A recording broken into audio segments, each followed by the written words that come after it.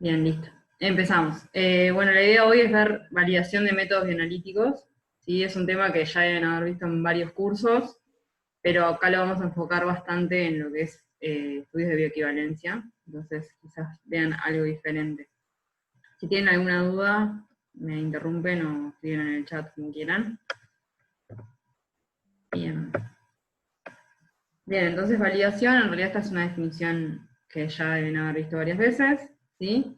Incluye todos los procedimientos requeridos para demostrar que el método utilizado para la determinación cuantitativa de la concentración de un analito en una matriz biológica es confiable y reproducible para sus aplicaciones.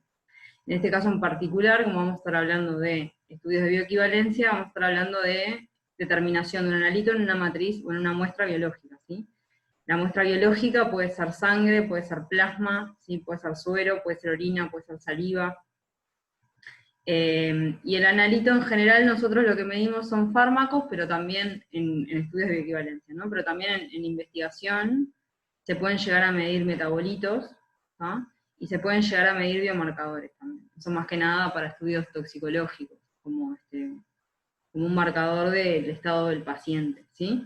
Metabolitos muchas veces lo podemos medir en orina y más adelante vamos a ver un ejemplo de una determinación que se hizo acá, que se hizo metadona, ¿sí? Y sus metabolitos, y el metabolito lo pudimos medir solamente en orina por un tema de concentración, pero bueno, lo vemos un poquito más adelante. Bien, entonces, ¿cuáles son las dificultades en este caso en particular? Que estamos hablando de muestras biológicas, primero la complejidad de la matriz. ¿No? Las muestras biológicas son un poco más sucias que quizás las muestras que podemos sacar de un estudio de disolución o de algún otro tipo de ensayo de rutina que se puede llegar a dar en la industria farmacéutica, ¿sí?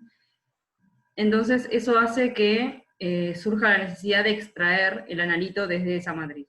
¿No? O sea, no sé si por ejemplo hiciéramos la determinación por HPLC, obviamente no se va a inyectar directamente la muestra biológica, sino que lo que se hace primero es un procesamiento de esa muestra de manera de extraer el analito. ¿tá?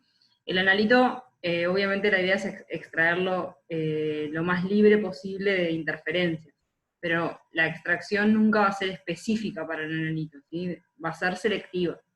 Por lo tanto, igualmente vamos a tener que tener en cuenta la optimización del método cromatográfico, ¿sí? Mediante el cual estamos determinando ese analito, porque no va a estar solo, aunque se haya hecho una extracción. ¿Sí? Va a estar con interferencias, puede ser que las concentraciones en las muestras sean bajas, igualmente la extracción conlleva muchos pasos y eso puede hacer que se pierda analito durante el procesamiento, y eso todo lleva a que el método cromatográfico sea lo más sensible o tenga que ser lo más sensible posible, ¿sí? Para la determinación de ese analito en particular.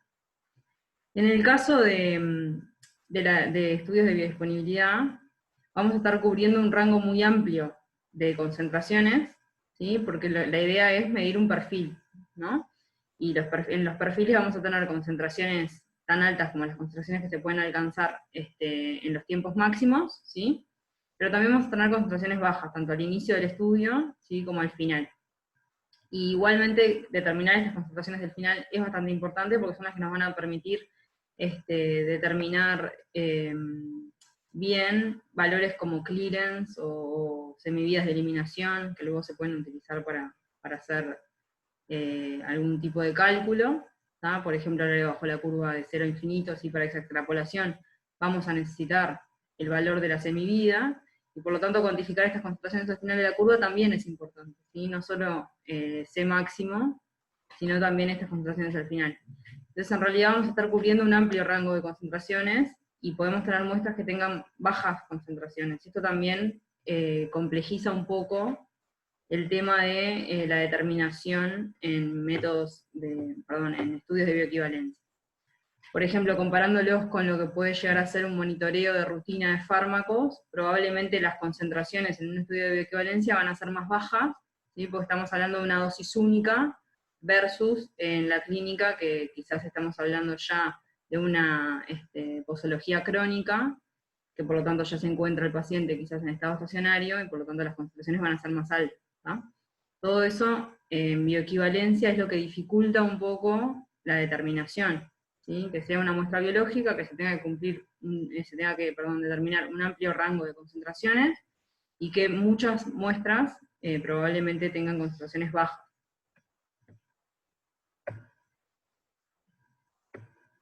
Bien.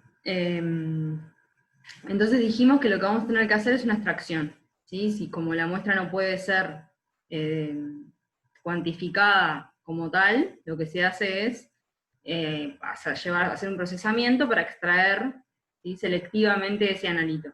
Y dependiendo de qué tipo de extracción vayamos a utilizar, también lo que se puede llegar a hacer es concentrar ese analito. Y eso va a ser útil sobre todo en muestras que tengan concentraciones bajas, ¿no? Entonces, métodos de extracción hay muchos. Acá tienen algunos ejemplos. Por ejemplo, podría ser extracción en fase sólida. Esto lo deben haber visto ya en analítica o en alguna otra materia. Lo que se usan son unos cartuchos cromatográficos, ¿sí?, sólidos, y se hace pasar la muestra por ese cartucho y luego se eluye el analito deseado con un determinado solvente, ¿no? Esto lo que tiene es que los cartuchos son caros, ¿no? Y si tuviésemos que usar un cartucho por cada muestra de paciente, sería complicado. Entonces no es la técnica que utilizamos nosotros, pero sí es una técnica disponible para extracción. Después tenemos extracciones con solventes y extracción líquido-líquido. Esta es particularmente la que usamos acá, en general, ¿tá? Si podemos se usa esta. Entonces, en este tipo de extracciones lo que vamos a estar teniendo es una transferencia entre un líquido y otro, ¿sí?, de una sustancia. En este caso va a ser la transferencia desde la matriz biológica al solvente que se haya elegido para la extracción.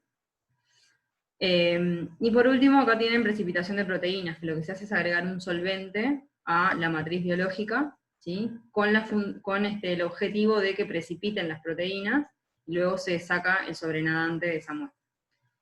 La única desventaja que tiene la precipitación de proteínas, la única no, dos de las desventajas que tiene la precipitación de proteínas es que, uno, en general la muestra no queda tan limpia como si hacemos una extracción líquido-líquido, ¿sí? Y segundo, que no concentra el analito.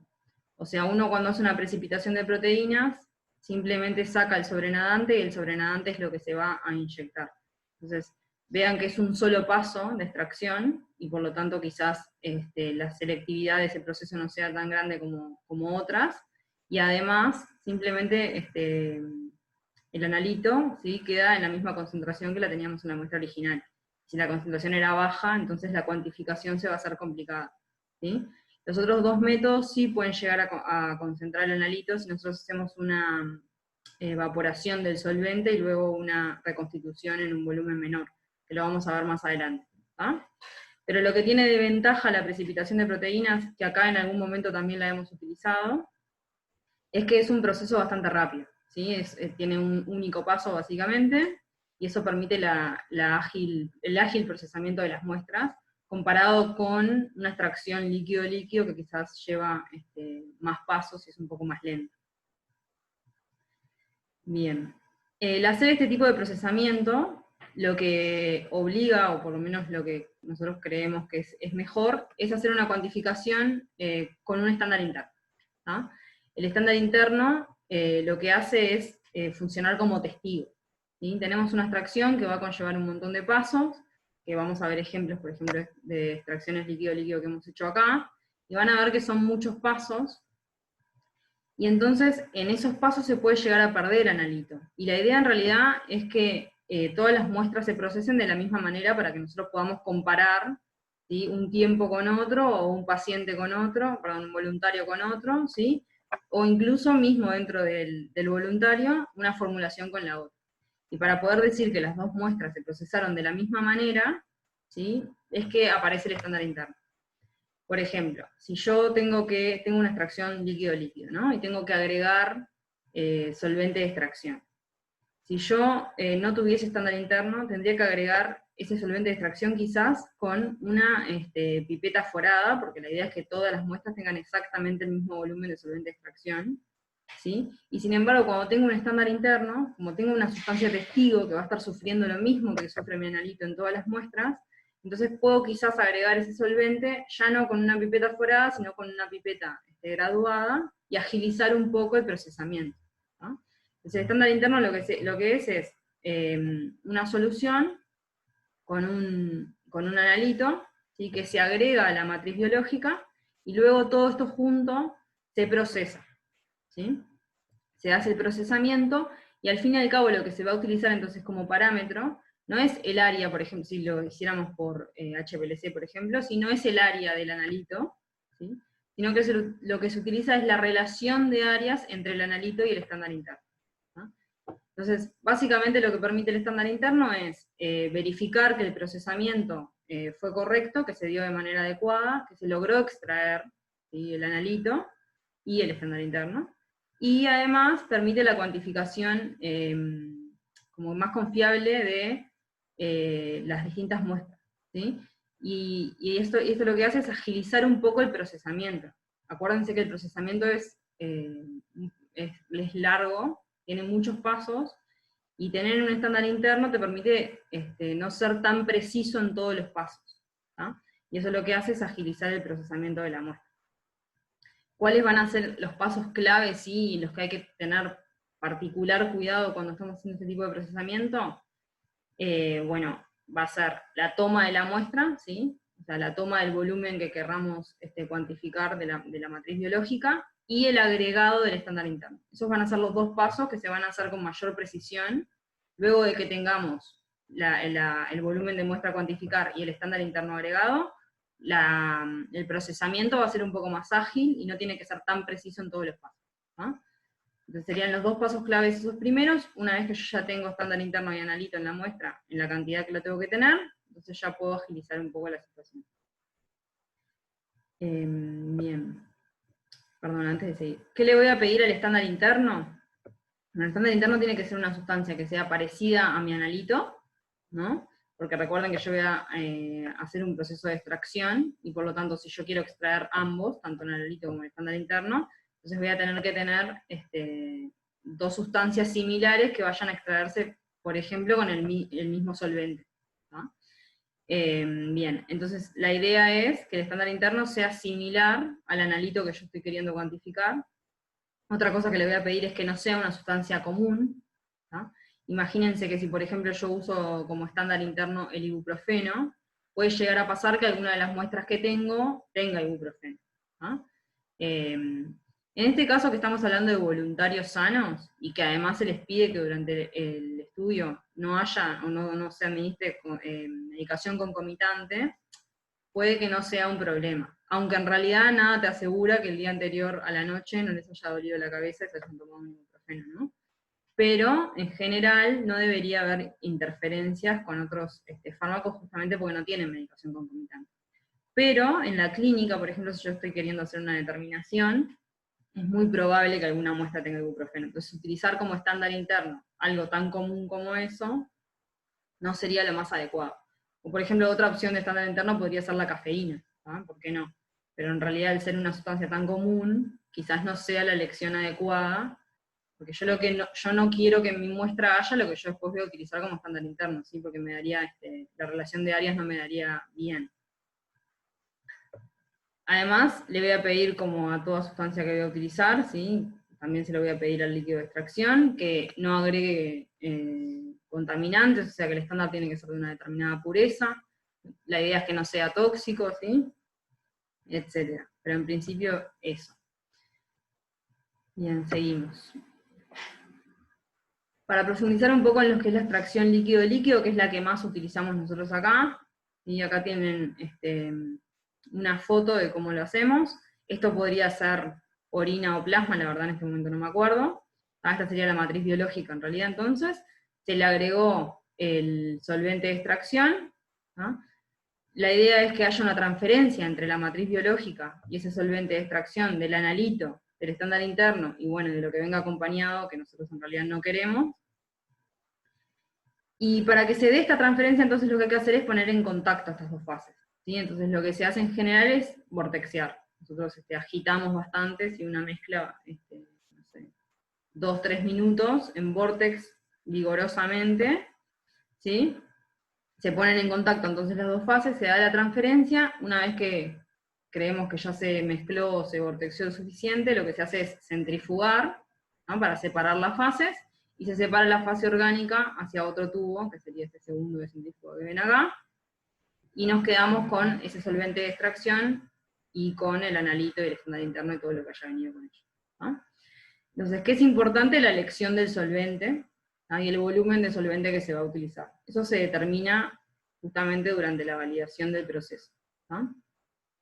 Pero para elegir el solvente que vamos a utilizar hay que tener en cuenta determinadas características. Entonces, algunas de las características más relevantes que vamos a tener en cuenta son el pKa del analito, ¿no? La solubilidad de ese analito tanto en la matriz biológica, que sería como en la fase acuosa, como en el solvente de extracción, la volatilidad. Esto todo te sirve para determinar pasos del procesamiento. Por ejemplo, el pKa nos va a servir para determinar si yo voy a querer acidificar o, por ejemplo, ponerle una base, ¿sí?, a mi muestra o mi matriz biológica.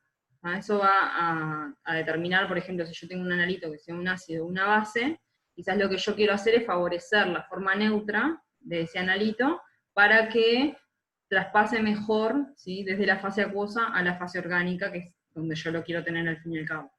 Entonces, saber el pKa de la molécula, saber si tiene características básicas, si tiene características ácidas, me va a permitir determinar si yo tengo que agregar un ácido o una base a la matriz para que pase a la fase orgánica, ¿no? La solubilidad, obviamente, para ver cómo es la distribución de ese analito entre las dos fases. Acuérdense que en realidad esa distribución va a depender justamente del coeficiente de distribución del analito entre estas dos fases, ¿no?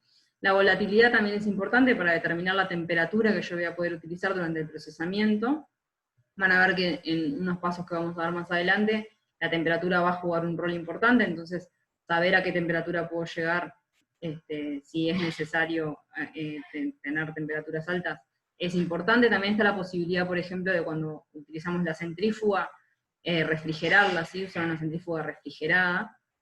Entonces eso también va a depender de la volatilidad del analito y también de mi solvente de extracción, ¿no? Bien, entonces en base a todas esas características yo voy a elegir un solvente de extracción. No solo en base a esas características, sino que el solvente de extracción va a tener que ser de nuevo lo que dijimos hoy, ¿no? Inerte, no tóxico, entre otras cosas, ¿no? No agregar, dijimos, no agregar interferencias, o sea que va a tener que tener una cierta pureza, ¿tá? Y en realidad, además de que mi analito obviamente pase a este solvente de extracción, ¿qué es lo que le voy a pedir respecto a la fase acuosa? O sea, ¿cuál va a ser la regla primera? ¿Cómo tienen que ser esas fases para que se dé la extracción y yo después pueda separarlo? O sea, ¿por qué no puedo usar alcohol, por ejemplo, como solvente de extracción?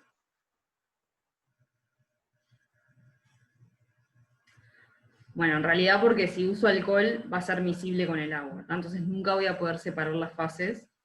Exacto, exacto. Lo primero que le voy a pedir, como dice Andrés, es que sean no miscibles, ¿no? Si fueran miscibles, por ejemplo, como el agua y el alcohol, entonces no las voy a poder separar después y no voy a poder hacer esto que vemos acá, ¿sí?, hacer la extracción. Entonces lo primero que le voy a pedir es justamente que sean no miscibles y un solvente orgánico, perdón, esta Manu, le voy a decir lo del link. No funciona el link, ¿no? Bien, seguimos. Bien, entonces dijimos que lo primero que le pedimos es que sea no miscible, ¿tá?, que el analito pase a esta fase, y además otra cosa que voy a tener en cuenta, ¿sí?, es la densidad del solvente de extracción. ¿Para qué? Simplemente para ver cuál es la fase que queda arriba y cuál es la fase que queda abajo.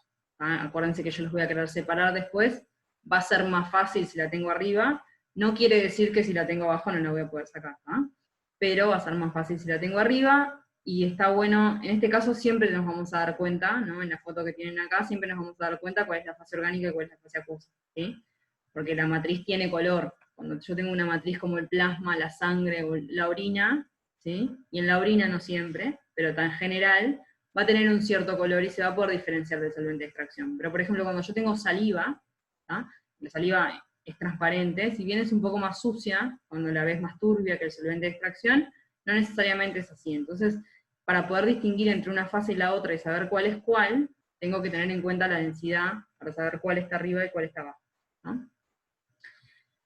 Bien, entonces la elección del solvente de extracción va a depender de todo esto, y a su vez también va a depender y va a ser un compromiso entre la selectividad que yo quiero lograr y la recuperación. ¿En qué sentido? Si yo uso un solvente que extraiga mucho, ¿sí? Que tenga mucho poder de extracción, va a extraer probablemente mi analito bastante, pero también va a extraer un montón de otras cosas que están en la matriz biológica y por lo tanto que pueden luego ser interferencias, ¿no? Pero sin embargo, quiero utilizar un solvente que, si bien extraiga selectivamente a mi analito, que tenga un buen poder de extracción, ¿no? Entonces es un compromiso, perdón, entre la selectividad que yo quiero lograr y la recuperación que yo necesito tener de ese analito, ¿no? Bien. Algo que puede pasar durante la extracción líquido-líquido es que emulsifique un poco la muestra. Eso pasa bastante cuando estamos hablando de matrices biológicas, ¿no? La emulsificación puede ser directamente de la muestra entera, que básicamente te queda como un gel, ¿no? O puede darse entre fases, que haya una pequeña emulsión entre fases. Entonces hay diferentes maneras de solucionar esto. A veces la muestra directamente se pierde, ¿no? Pero también existen maneras de solucionarlo. Y por ejemplo, para la orina y para la saliva, que tienen mucho sólido, la muestra, lo que se hace es centrifugarla previamente, se separa el sobrenadante del sólido que haya quedado decantado, y eso evita o mejora bastante el tema de la emulsificación que se da luego. La emulsificación se da cuando uno agrega el solvente de extracción y pone a agitar. Ese es el momento donde uno ve la emulsificación, ¿sí? Entonces, una manera de solucionarlo es hacer el centrifugado previo de las muestras. Y otra manera que hemos encontrado también de solucionarlo es agregar un poquito de alcohol isamílico, ¿sí? Al solvente de extracción. Entonces, el solvente de extracción en realidad puede ser un solvente único o puede ser una mezcla de solventes. En general, incluso nosotros usamos bastante la mezcla de solventes. Pero bueno, una opción es agregar alcohol isamílico al 1%, fíjense que es bastante poco, ¿sí? Al solvente de extracción o a la mezcla de extracción, y eso también ayuda, sobre todo en la emulsificación entre fases, ¿no? A veces también el centrifugado posterior que se le hace cuando queremos separar las fases, ¿sí? Sirve para romper un poco lo que es el gel. Así que esas serían como las maneras de romperlos en el caso de que aparezca. Pero como les dije, igualmente puede llegar a pasar que esa muestra se pierda y se tenga que procesar nuevamente, o que simplemente no se pueda procesar, ¿no? Bien, entonces lo que yo, vamos hasta ahora repasando distintos pasos durante el procesamiento de la muestra. Dijimos que teníamos primero la toma de la muestra, ¿sí? Se toma un cierto volumen que yo quiero cuantificar, se le agrega el estándar interno, después se puede agregar un ácido o agregar una base si yo tengo un analito ionizable, y si no, simplemente paso a la extracción líquido-líquido. Para hacer la extracción líquido-líquido lo que tengo que hacer es agregar el solvente o la mezcla de extracción, y luego de que agito y separo las fases, ¿tá? Me quedo con la fase orgánica, ¿tá? Con ese solvente o esa mezcla de extracción, con el analito y el estándar interno y otras cosas extraído en ese solvente. Entonces, acá viene el paso donde hablamos de concentración del analito, ¿sí? Una vez que yo tengo el analito en ese solvente orgánico, lo que se hace en general es secar ese solvente, ¿no? Acá también hay un paso que implica temperatura, y por eso habíamos hablado de ver la estabilidad del analito a la temperatura que vamos a utilizar. En general nosotros utilizamos 40 grados, ¿sí? En baño seco, y se hace el secado bajo corriente de nitrógeno justamente para no agregar suciedad a la muestra, ¿tá? Entonces se ponen los tubos como ven acá, en este baño seco a 40 grados, se pasa corriente de nitrógeno, y se seca ese solvente orgánico. Entonces lo que yo me voy a quedar es con un residuo seco, ¿sí? Que tiene mi analito y tiene mi estándar interno. Entonces, ese residuo seco yo luego lo voy a reconstituir, en general en fase móvil, ¿no? Que es lo que yo al fin y al cabo voy a inyectar, por ejemplo, en un HPLC, ¿no? Y entonces ahí es que se da el concentrado del analito, ¿no? Yo iba a tener ese analito en, no sé, 1 mililitro de plasma, por ejemplo, por decirles algo, y ahora voy a tener esa misma cantidad de analito que tenía en ese mililitro de plasma, quizás en 250 microlitros de fase móvil. Entonces, hubo un concentrado de ese analito, ¿no? Y eso es lo que permite después la cuantificación del analito en el HPLC, ¿no? Bien, esto un poco ya hablamos, del estándar interno, qué es lo que le íbamos a pedir y para qué servía, esto que dijimos de que funcionaba como una sustancia testigo, que la cuantificación entonces era relativa ahora, ¿sí? No se medía, por ejemplo, área de analito, sino que se medía relación de área entre analito y estándar interno. Dijimos que disminuía los errores en el procesamiento y en la inyección, ¿sí? Y agilizaba todo lo que era el procesamiento de las muestras. Es una verificación analítica, esto que hablábamos de que, por ejemplo, ¿no? Yo tengo una muestra y la inyecto, ¿sí? Y veo que no aparece mi analito, no hay pico para mi analito. Pero veo que sí hay un pico para mi estándar interno. Entonces, en principio, yo lo que creo es que esa muestra no tiene analito, ¿ah? Pero el procesamiento se dio de manera correcta, porque logré extraer a mi estándar interno, que es una sustancia muy similar a mi analito, o sea que si la muestra hubiese tenido analito, ¿sí? La hubiese podido extraer.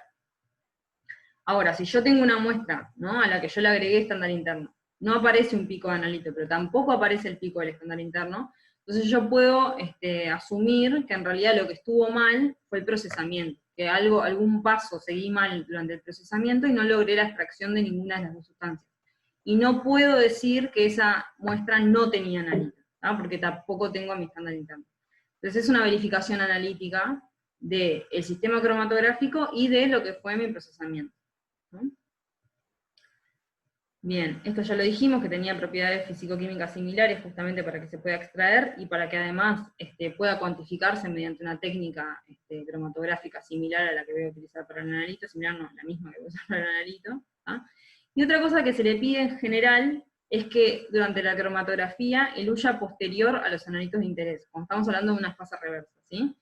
Cuando estamos haciendo HPLC de fase reversa, en general le pido que salga o que el huya después que mi analito. Y esto es porque en una muestra, ¿sí? Además del analito, puede haber también, obviamente, metabolitos de mi analito.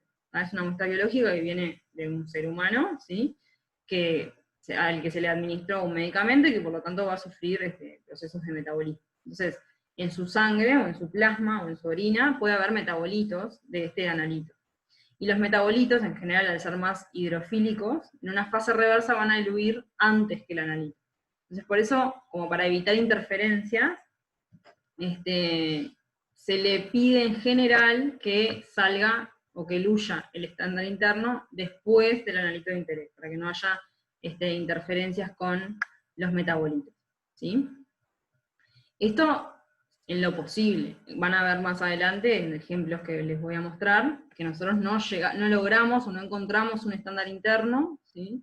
Que se extrajera con el analito, que fuese adecuado y que además se luyera luego del pico del analito.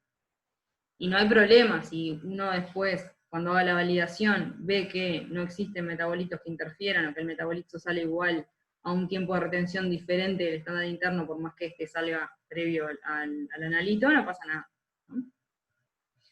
Bien, después también otra cosa a decidir es en qué concentración se va a agregar ese estándar interno, ¿tá? Eso en realidad es un poco a prueba y error, ¿tá? Es ver bibliografía respecto a eso, es ver la absorbancia, es ver qué método cromatográfico se va a utilizar, y ahí determinas la concentración. La idea es que las áreas de los picos de los analitos y del estándar interno no difieran tanto, ¿sí? O sea, no vamos a agregar una concentración enorme de estándar interno cuando yo sé que en mi muestra el analito va a tener una concentración muy baja o muy diferente a la que yo estoy viendo, ¿no? Entonces la idea es que las áreas de los dos, ¿sí? Del analito y del estándar interno, no difieran tanto entre sí. Obviamente las distintas muestras van a tener distinta concentración de analito y por lo tanto distinta área, pero algo que no sea, algo que no rompa los ojos, ¿no? Eso es la idea de la concentración del estándar interno. Bien, Para mostrarles un ejemplo de extracciones que hemos hecho acá en el CBOE, hemos cuantificado ácido valproico. ¿Ah? Acá tienen características del ácido valproico y su espectro, UV, ¿sí? Y algo que quiero que miren particularmente es su pKa, o sea que este anticonvulsivante tiene propiedades ácidas, ¿sí?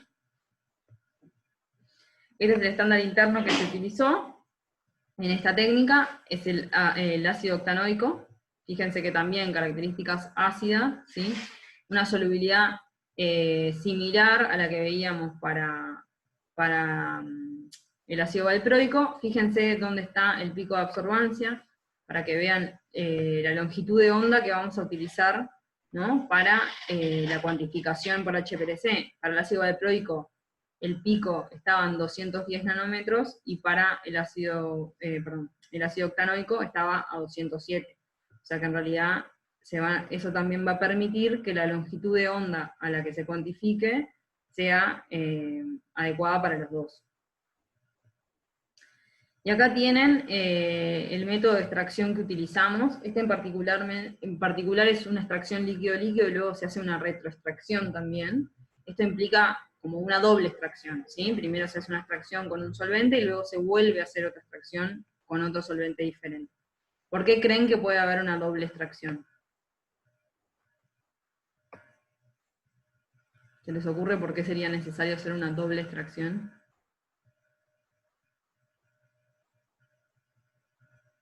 Bueno, esto lo hace un poco más selectivo en realidad. ¿Ah? Van a ver que al principio nos vamos a sacar de arriba determinadas sustancias con algunas características, y en la segunda extracción nos vamos a sacar de arriba otras, ¿no? Lo que se vio es que cuando se hacía una extracción simple líquido-líquido, había muchas interferencias igualmente en esa muestra, y por lo tanto se decidió agregar un nuevo paso, ¿sí? Una retroextracción, de manera de hacer un poco más selectivo ese procesamiento, ¿sí? Y sacarnos de arriba otras interferencias. Entonces, bueno, el procesamiento más o menos lo que se hacía era tomar 1 mililitro de plasma, agregar el estándar interno, ¿sí? Acuérdense que estos son como los dos pasos claves del procesamiento. Luego de que yo tengo esto listo, puedo agilizar un poco más. Luego se le agregaba un cierto volumen de ácido fosfórico, se le agrega ácido, ¿ah? Porque yo justamente mi analito y mi estándar interno son ácidos, y por lo tanto en medio ácido voy a estar favoreciendo la forma neutra, ¿sí? De ese ácido, y por lo tanto va a pasar mejor hacia mi fase orgánica, ¿no? Luego de que tengo la muestra y el estándar interno agregados, y esta muestra justamente acidificada, lo que hago es agregar el solvente de extracción, que en este caso era ciclohexano. Se agita para poner en contacto esas dos fases. Luego de agitado se centrifuga para separarlas. Se separa la fase orgánica, que en este caso era la superior. Acá es cuando entra la retroextracción, ¿sí? Una vez que tengo la fase orgánica, en general acá iría a un paso de secado y de reconstitución. Sin embargo, en este caso lo que se hace es, a la fase orgánica se le agregan 250 microlitros de hidróxido de sodio, o sea, se basifica, ¿no? Y por lo tanto voy a estar favoreciendo el pasaje del ácido valproico y del estándar interno hacia el hidróxido de sodio, justamente hacia esta fase acuosa. Fíjense que en el primer paso nos sacábamos de arriba todo lo que sería interferencias básicas, y en este segundo paso nos sacamos de arriba todo lo que sean interferencias ácidas, ¿sí? Es como la idea de hacerlo un poco más selectivo. Bien, una vez que tengo agregado 250 microlitros del hidróxido de sodio, se agita nuevamente, porque justamente quiero poner en contacto estas dos fases, centrifugo para separar, y luego separo la solución acuosa, que es la del hidróxido de sodio, ¿sí? Que tiene mi analito y tiene mi estándar interno, a un vial de HPLC, y esto es lo que se inyecta, ¿no? En este caso, fíjense que la solución acuosa va a estar en la parte inferior, y por lo tanto la extracción o la separación de fases es un poco más complicada, ¿tá? Pero igual con una jeringa se puede hacer perfectamente. Para que vean que en este caso, ¿viste? En un caso es la fase superior, y en otro caso tengo que separar la fase inferior, pero igualmente se puede lograr. ¿Cuál es la desventaja de haber hecho esta retroextracción de esta manera? Que voy a estar inyectando hidróxido de sodio y no fase móvil. Pero bueno, fue la manera de encontrar selectividad en este procesamiento. Bien. Acá tienen lo que eran las condiciones cromatográficas para la determinación de ácido valproico. Usábamos una columna ciano. Esta es la fase móvil que se utilizaba, el flujo y la detección UV, que fíjense que es a 210 nanómetros, que es donde estaba el pico de absorción para el ácido valproico, pero a esta longitud de onda igualmente el ácido octanoico tenía también un buen valor de absorbancia, ¿sí? Un poco para que vean los HPLCs que tenemos acá, ¿sí? Y los distintos módulos. El HPLC está separado como en diferentes módulos. Este de acá arriba es el módulo de la bomba. Este HPLC en particular tenía dos bombas, sigue vigente, tiene dos bombas. ¿Ah? Acá ven, acá arriba está la bandeja de solventes, ¿sí? De los solventes ven por acá la entrada de solventes hacia la bomba, ¿sí? Hacia el mixer, y ven la salida del solvente hacia el siguiente módulo. El siguiente módulo es el de inyección. Tienen acá la válvula de inyección, la jeringa de inyección que está por ahí abajo, que no sé si la llegan a ver. Esto es el loop, ¿sí?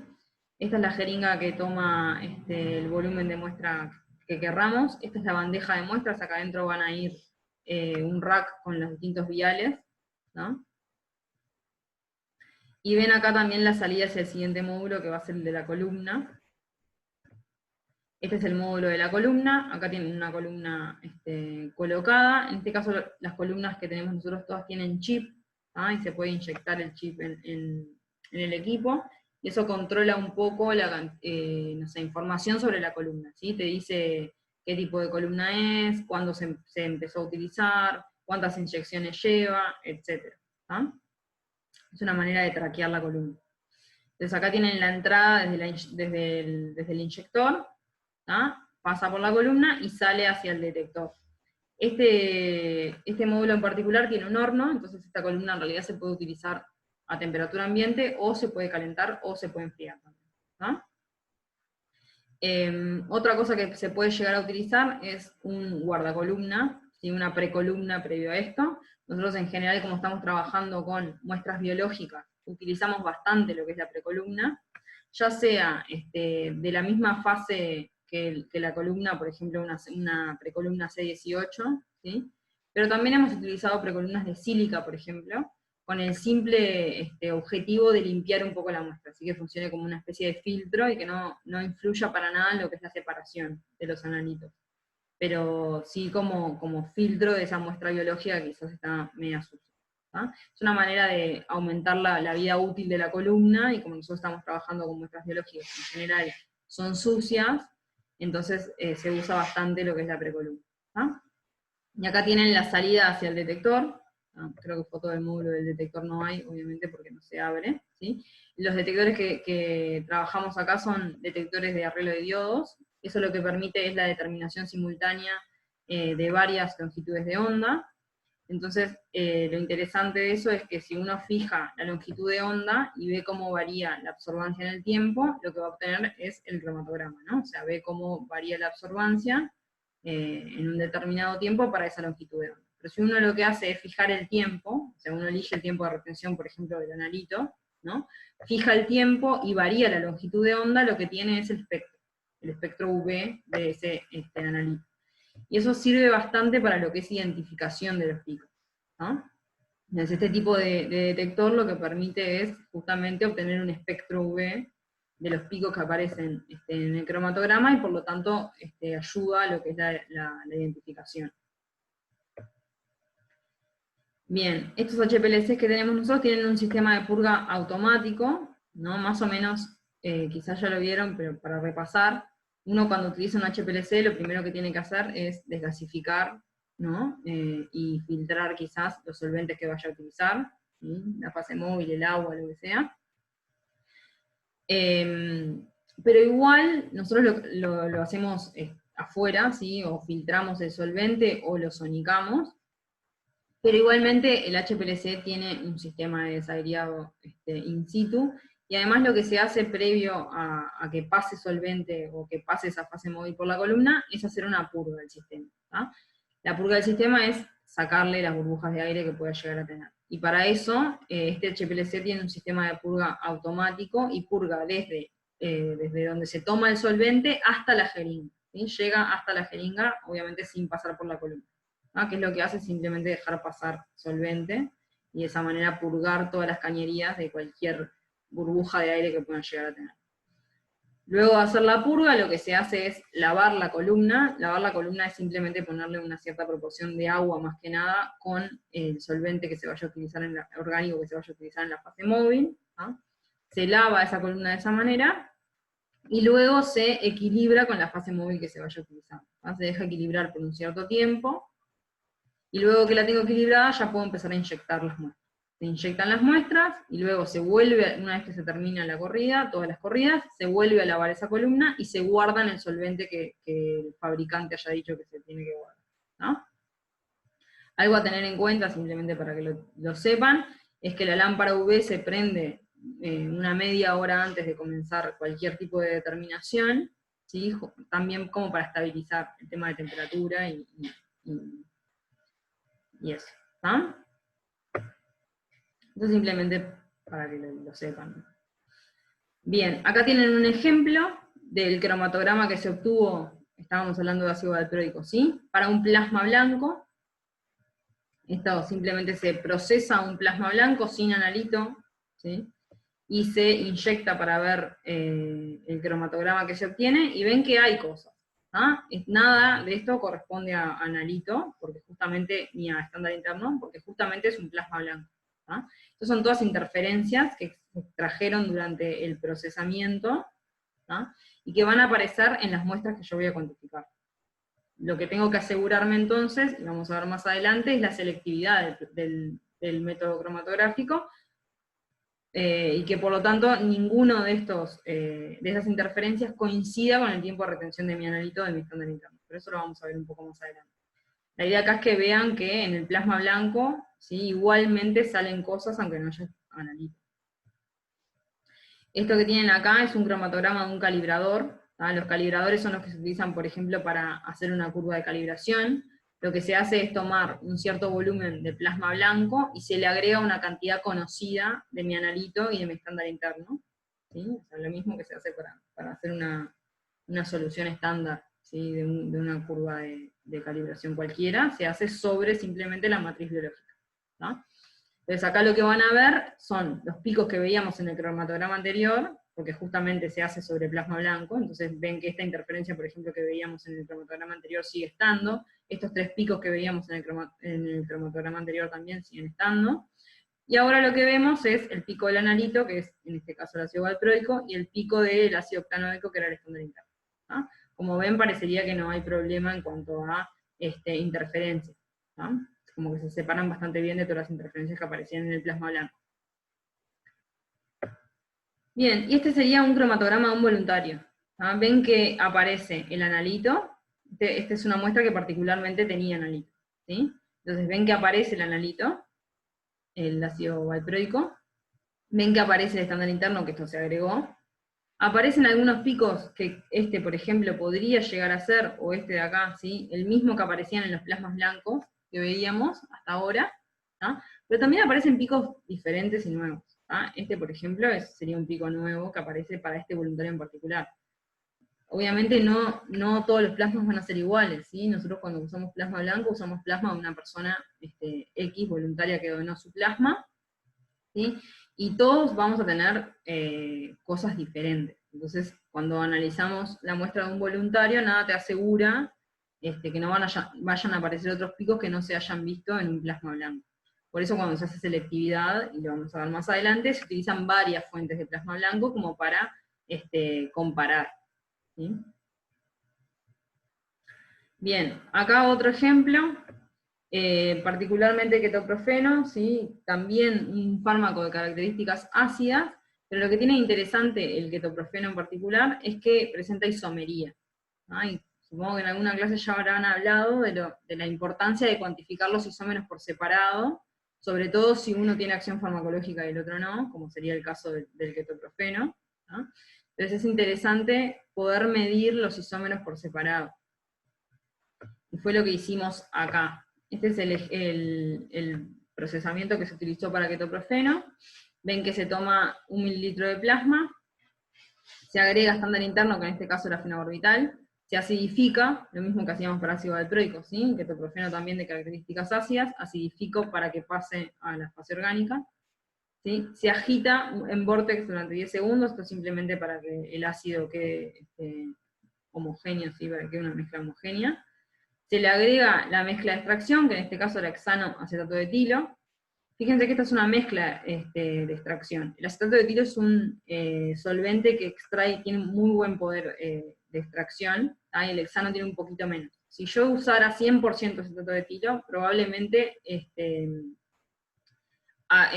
traería conmigo muchas interferencias. Entonces, esta mezcla lo que hace es un poco favorecer la selectividad de esa extracción sin perder tanta recuperación, porque igualmente tengo el acetato de etilo presente.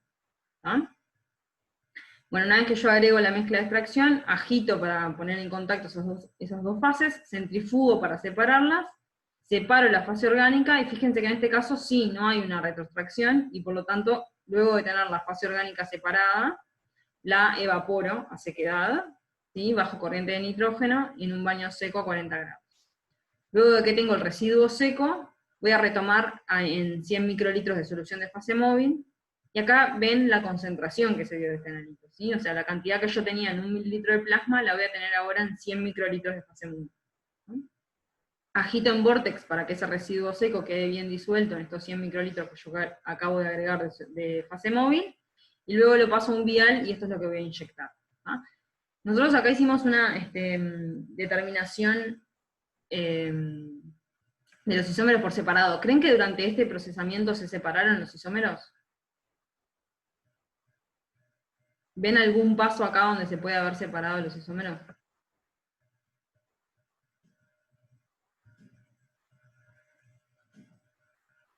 Bueno, la respuesta es no. Ninguno de estos pasos se separaron los isómeros. Acuérdense que los isómeros tienen propiedades fisicoquímicas idénticas, y por lo tanto en ningún momento acá hay una separación. La separación la lográbamos nosotros en el método cromatográfico, mediante el uso de una columna quiral. Estas son las condiciones cromatográficas por las cuales se midió el ketoprofeno. Y ven que la columna es esta que aparece acá. Esta columna es una columna quiral. Lo que tiene es un antibiótico, que es la teicoplanina, como fase estacionaria, y la teicoplanina es quiral también, o sea, tiene distintos centros quirales, y por lo tanto va a interactuar de manera diferente con los dos isómeros, y logra la separación. Durante el procesamiento no se separaban para nada los isómeros, se logra la separación acá. Lo que tienen las columnas quirales es que son obviamente un poco más caras, un poco no, bastante más caras que las columnas, por ejemplo, C18 o Glaciano. Entonces lo que tiene es que hay que tener como un particular cuidado con este tipo de columnas. ¿Sí? Entonces hay que tener mucho en cuenta la temperatura o el rango de temperaturas que se puede utilizar, el rango de pH que se puede utilizar, especial consideración, por ejemplo, de utilizar precolumnas. Nosotros, estos eran los casos en los que utilizábamos precolumnas de sílica, por ejemplo, porque comprar una precolumna también de fase quiral quizás no tenía tanto sentido cuando lo único que queríamos era limpiar un poco la muestra. Pero bueno, como tener especial cuidado, ya que estamos hablando de una columna quiral. Acá tienen el ejemplo del cromatograma. Ven el ketoprofeno isómero S y el ketoprofeno el isómero R.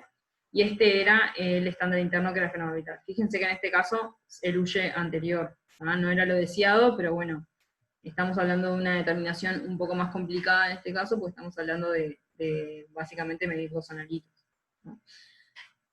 Ahora, para determinar cuál es, obviamente el espectro UV, ¿sí? Que era la manera de identificar que teníamos nosotros, por ejemplo, cuando teníamos detectores de arreglos de diodos, ¿sí? El espectro UV de los isómeros va a ser exactamente igual.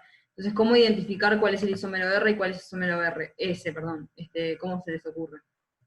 ¿Les ocurre algo para identificarlos?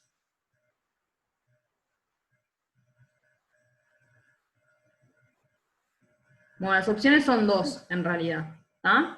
Una manera de identificarlo es contar con un estándar del isómero S y contar con un estándar del isómero R, inyectarlo y ver el tiempo de retención.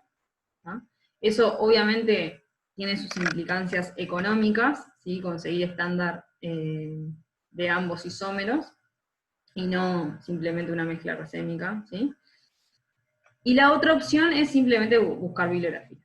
Entonces, en general, los métodos cromatográficos, ¿sí?, salen de, o se imitan de alguna técnica ya previamente reportada. Obviamente uno después en el laboratorio tiene que hacer determinados cambios, ¿sí?, porque los sistemas cromatográficos son diferentes todos, y por lo tanto quizás tengas que ajustar un poco lo que sea fase móvil, o se puede tener que ajustar un poco el pH de la fase móvil, o la temperatura que se usa, o el flujo, algo vas a tener que ajustar, en general, ¿sí? Pero igualmente la base siempre, o casi siempre sale de algo que ya está previamente reportado. Entonces se puede buscar bibliografía en cuanto al orden de elusión de los isómeros, si no se cuenta con un estándar de los isómeros por separado, ¿no? En este caso nuestro lo buscamos en bibliografía. Bien. Este es otro caso también, simplemente para que vean el cromatograma.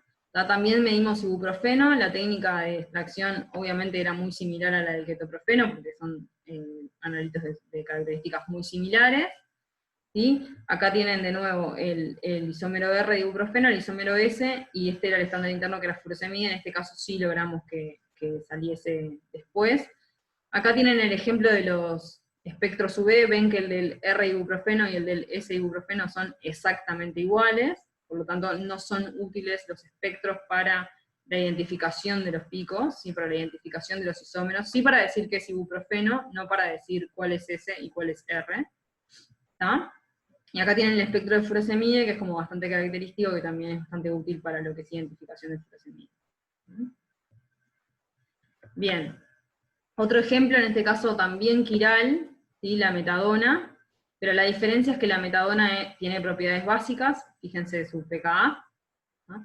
Y por lo tanto la extracción, si bien es similar, en lugar de utilizar ácido, lo que voy a utilizar es una base, porque yo lo que voy a querer hacer es basificar, ¿sí?, esa muestra para favorecer la forma neutra. Algo interesante de la metadona es que además de metadona, en este estudio se midieron también los metabolitos de metadona, y el metabolito de metadona también tiene, presenta isomería. Entonces se midieron los dos isómeros del metabolito de la metadona, el metabolito principal de metadona, los dos isómeros de la metadona y el estándar interno. O sea, había 5 picos para identificar en este cromatograma. Les muestro particularmente el procesamiento de la orina, porque en realidad nosotros en este estudio medimos plasma, medimos saliva y medimos orina, pero en orina fue el único fluido en el que logramos medir justamente el metabolito.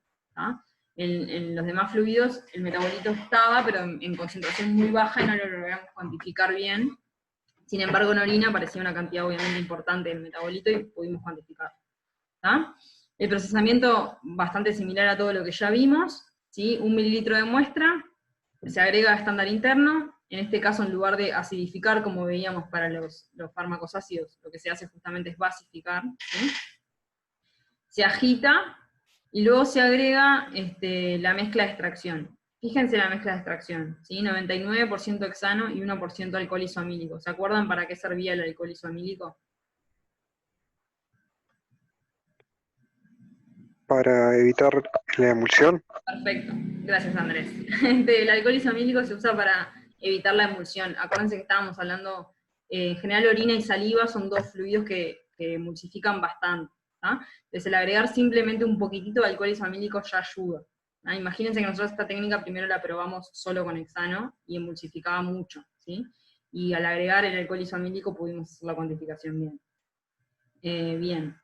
Luego de agregar este solvente, entonces, de extracción, lo que se hace es agitar para poner en contacto las dos fases, después se centrifuga para separarlas, separamos la fase orgánica, que es la superior, vamos al paso de evaporación, una vez que tengo el residuo seco, se retoma en fase móvil, fíjense otra vez la concentración, ¿sí? Pasa de estar en un volumen de 1 mililitro a estar en 120 microlitros, ¿no?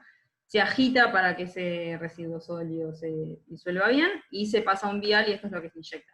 Nuevamente, en ninguno de estos pasos se ve una separación de los isómeros. La separación de los isómeros se da justamente con la columna quiral que vemos acá. En este caso esta era una columna quiral diferente, es la AGP, esto lo que tiene, no tiene un antibiótico, lo que tiene es una proteína, ¿tá? De nuevo, la proteína por sus propiedades, por presentar también isomerías, en general centros quirales, lo que hace es interactuar de manera diferente con los diferentes isómeros. Particularmente en este tipo de columnas, al ser una proteína, lo que hay que tener mucho cuidado es con el tema de la temperatura, ¿sí? Para no desnaturalizar la proteína. Entonces tiene como ciertos cuidados en ese sentido, incluso muchas veces se recomienda guardarla en heladera, ¿tá? Cuando no se está utilizando, justamente porque la proteína es un poco sensible, ¿tá? Bueno, acá es donde se da entonces esa separación entre los isómeros, ¿sí? Este es un ejemplo del cromatograma. Tienen el EDDP, es el metabolito principal de la metadona, tienen el isómero R, el isómero S, el isómero R de metadona, el isómero S de metadona, y por último el estándar interno, que era imipramina en este caso. ¿Ah? Se logra una resolución bastante buena para estar hablando de todos estos picos, ¿sí? Y el tiempo de corrida, 20 minutos, no es tan largo para todo lo que se estaba cuantificando. Nuevamente, la identificación de los picos no se hace con el espectro en este caso, o sea, sí identificás cuál es el metabolito, cuál es la metadona y cuál es la imipramina, pero para diferenciar entre los isómeros nuevamente tuvimos que buscar en bibliografía. Bien, y es un poco para mostrarles lo que es la extracción desde una matriz biológica. Y ahora pasamos bien a lo que es la validación, que esto sí ya deben haber visto varias veces, ¿tá?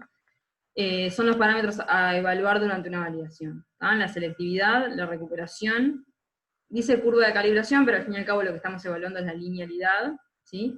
Exactitud, la precisión intra e interdía, ¿tá? También se ve los límites de cuantificación cuando se hace la curva, cuando se hace la linealidad, estabilidad de soluciones, se validan también diluciones en el caso de querer hacerlas, y la robustez. Estos son los parámetros que en general evaluamos nosotros previo a un estudio de bioequivalencia, ¿tá? Entonces, la selectividad ya la estuvimos en realidad mencionando durante la clase, pero es la capacidad del método para distinguir, ¿no?, entre la respuesta del analito y la respuesta de otros componentes que puedan estar presentes en la muestra, ¿tá? Entonces existen muchos potenciales interferentes en una matriz biológica, ¿tá? Esto que hablábamos, que es una matriz un poco más sucia que quizás una solución simplemente, ¿no? Entonces, porque puede llegar a tener componentes endógenos, ¿sí?, hormonas que estén ahí, o metabolitos, ¿sí?, metabolitos propios de el analito, o metabolitos de otras cosas, ¿tá? Productos de degradación, puede haber medicación concomitante, en realidad, en estudios de bioequivalencia particularmente, como dijimos, no debería haber, pero en la clínica seguro va a haber medicación concomitante y puede ser un potencial interferente. Y otros xenobióticos, como por ejemplo, podríamos estar hablando de la cafeína, ¿ah? Que de nuevo, en un estudio de bioequivalencia no debería haber, porque la idea es que no tomen nada con cafeína durante el estudio, pero, no sé, algo que salga un día anterior, o en la clínica, obviamente seguro va a haber. Entonces estos son todos potenciales interferentes. Y otras cosas que quizás no tenemos tanto en cuenta, o no tenemos tan presente, que pueden llegar a ser reactivos que se utilizan durante el procesamiento, y por eso se utilizan reactivos con determinada pureza, ¿sí?, para no agregar interferencia. Incluso también puede haber interferencia con algún tipo de material que se utilice para la limpieza del material de laboratorio. Nos pasaron dos cosas en realidad. Una vez estábamos haciendo una validación, y encontrábamos un interferente que no podíamos determinar qué era, porque lo veíamos variable entre muestra y muestra, no estaban todas las muestras, digamos, ¿sí? O sea, en algunas aparecían, otras no. Al fin y al cabo, no sé cómo, pero terminamos dándonos cuenta de que lo que estaba interfiriendo era el jabón que utilizábamos para limpiar los tubos, ¿no? Cambiamos el jabón y esa interferencia dejó de aparecer, ¿no? O sea que en realidad también hay que tener en cuenta ese tipo de cosas. Otra cosa que nos llegó a pasar también es que una compañía estaba haciendo estaban dos compañías haciendo validaciones, ¿sí?, simultáneamente, obviamente con analitos diferentes, y una de ellas encontraba una interferencia también variable, en algunas muestras sí, en algunas muestras no. No encontrábamos qué era, hasta que mirando un poco lo que era el espectro, mirando los cromatogramas entre ellas, se dieron cuenta de que la interferencia era el analito de la otra, ¿tá? y en realidad los tubos acá se lavan, obviamente la limpieza está validada, ¿sí? Pero se ve que particularmente en este caso era furosemide el interferente, para furosemide era difícil la limpieza del tubo, ¿ah? Y aparecía en la técnica de la otra. Entonces hubo que validar una limpieza particular para furosemide, cepillando un poco mejor los tubos, haciendo como un segundo cepillado, para lograr la limpieza de esos tubos bien. ¿Ah? O sea que en realidad contaminantes pueden aparecer de cualquier lado donde menos se lo esperen, pero particularmente para matrices biológicas es esperable que haya interferencias, y por lo tanto la determinación de la selectividad es bastante importante. Bien, este es un ejemplo de una inyección de plasma blanco para una validación de... No me acuerdo qué era esto, perdón. Creo que era lopinavir, ritonavir. Pero bueno, ¿cómo se hace la selectividad? Entonces lo que se hace es procesar... Ay, perdón, esa que era... Lo que se hace es procesar la matriz biológica, pero un blanco de esa matriz biológica, ¿sí? Entonces, por ejemplo, si yo voy a utilizar o voy a cuantificar muestras de plasma, lo que hago es utilizar plasma blanco de un voluntario que haya donado plasma, ¿sí? Y eso es lo que analizo. Entonces, se procesa una cierta cantidad de muestras de plasma blanco, ¿tá? Y se determina, se compara, perdón, contra una solución estándar que contenga mi analito y mi estándar interno, y se comparan los tiempos de retención. Se fija que no haya ninguna interferencia o ningún pico, que no aparezcan picos en los tiempos de retención en los que tendría que aparecer mi analito y mi estándar interno.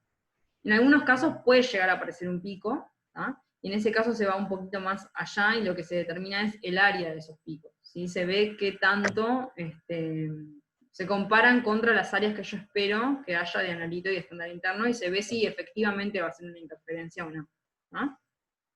Entonces, para determinar la selectividad, se utiliza, es lo que dijimos, ¿no? El plasma de cada persona es diferente y pueden llegar a aparecer interferencias diferentes según el plasma que se esté utilizando.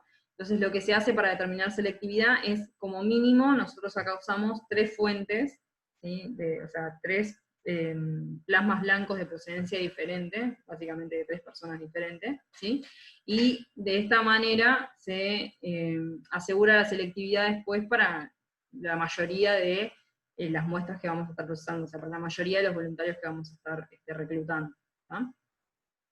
Bien, entonces, ¿cuándo se dice que el método es selectivo? Cuando no aparecen interferencias en los tiempos de retención de los analitos de interés, el analito, o sea, el fármaco en particular, y el estándar interno, ¿tá? Y se definen criterios, ¿tá? Entonces, si llega a aparecer un pico, un interferente, a los tiempos de retención que a mí me interesan, entonces, por ejemplo, lo voy a considerar una interferencia una vez que supere el 20% de lo que sería la señal de mi límite de cuantificación para el analito, y el 5% de la señal del estándar interno, por ejemplo. ¿Ah? Entonces, no solo debo ver si hay o no un interferente a ese tiempo de retención, sino el área, ¿sí? O sea, el área respecto a el área que yo espero de la concentración más baja que voy a poder cuantificar de mi analito, o de la concentración de estándar interno que yo voy a agregar. ¿Ah? Otra cosa que se hace es verificar el cromatograma, ¿sí? Por un tiempo mínimo de 3 veces el tiempo de retención del analito. ¿Ah? ¿Por qué creen que no se verifica solo hasta el tiempo de retención del analito o hasta el tiempo de retención del estándar interno? ¿Por qué se deja pasar más tiempo?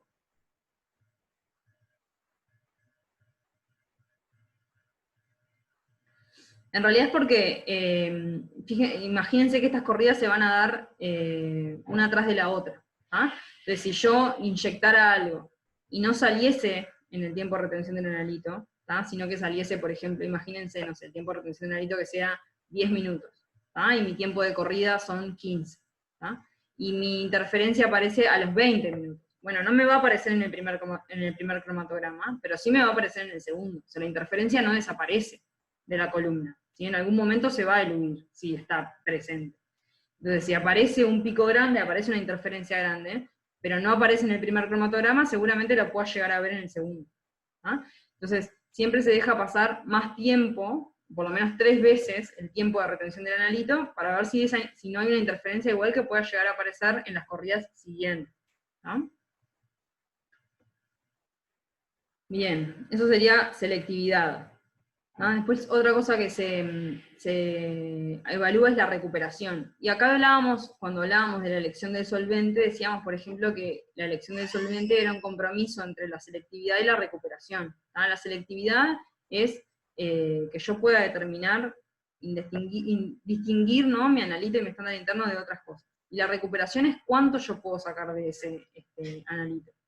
¿Y qué pasa? Cuando yo hago una extracción, ¿no?, voy a estar extrayendo, además de mi analito, otras cosas, y eso va a perjudicar mi selectividad de alguna manera, pero va a favorecer mi recuperación, porque quiere decir que el solvente extractor tiene una fuerza importante de extracción. Entonces ahí es cuando viene el compromiso, ¿tá?, entre la recuperación que yo quiero lograr y la selectividad que necesito para la determinación de ese analito. Y entonces la recuperación es de alguna manera la medida de la eficacia y de la extracción del analito desde la matriz biológica. Y se hace comparando el área que yo obtengo del analito luego de un proceso de extracción, ¿sí?, y el área del analito de una solución referencia que tenga la misma concentración que tenía la muestra biológica que yo procesé. Entonces se comparan esas dos áreas y se determina un porcentaje de recuperación. Lo que se hace es evaluar la recuperación, ¿sí?, a altas concentraciones, a un nivel medio de concentración y a un nivel bajo de concentración, ¿no?, para ver si la recuperación es reproducible a las distintas concentraciones. Porque en realidad la concentración puede llegar a afectar la recuperación, ¿no? Si yo tengo, por ejemplo, concentraciones muy, muy altas, quizás saturo el volumen de solvente que agregué, entonces la recuperación a concentraciones altas es menor que la recuperación a concentraciones bajas, por decirles algo. Entonces en realidad es importante probar la recuperación a los distintos niveles, de manera de determinar que la recuperación es reproducible en todo el rango de concentraciones que yo voy a medir, ¿no? Bien. Seguimos. Linealidad. Bien, lo que se hace para probar linealidad, ¿sí?, es hacer una curva de calibración. En realidad, lo ideal, ¿no?, sería que la respuesta fuese lineal. Es como lo más simple para medir. No necesariamente tiene por qué ser lineal. Muchas veces hacemos una curva de calibración y quizás el mejor modelo, o sea, el modelo que ajusta mejor no es una línea recta, y sin embargo se puede cuantificar igual. Lo ideal sería que el método fuese lineal, que la respuesta fuese lineal, y es como lo más simple después para poder hacer la cuantificación. Pero quizás por eso dice curva de calibración y no linealidad, porque no necesariamente es linealidad. Es simplemente determinar la relación entre la respuesta y la concentración de analito. Idealmente sería lineal. Bien, entonces lo que se determina es que la relación entre la concentración y la respuesta sea continua y reproducible para un cierto intervalo de concentraciones, ¿no? Tiene que hacer una curva por analito. Entonces fíjense que, por ejemplo, cuando nosotros medíamos el isómero R y el isómero S, teníamos una curva de calibración para el isómero R y una curva de calibración para el isómero S, perdón, porque las áreas eran diferentes. Para una misma concentración las áreas obtenidas eran diferentes, y por lo tanto obviamente íbamos a necesitar curvas de calibración separadas, ¿no? La curva de calibración, o sea, los calibradores que se utilizan para construir la curva, van a estar construidos sobre la matriz biológica, obviamente, o sea, se usa plasma blanco como matriz, y se le agrega cantidades conocidas y del analito y del estándar interno. El rango de concentraciones que se cubre en esta curva va a depender de las concentraciones que yo espero obtener para los distintos voluntarios, ¿sí?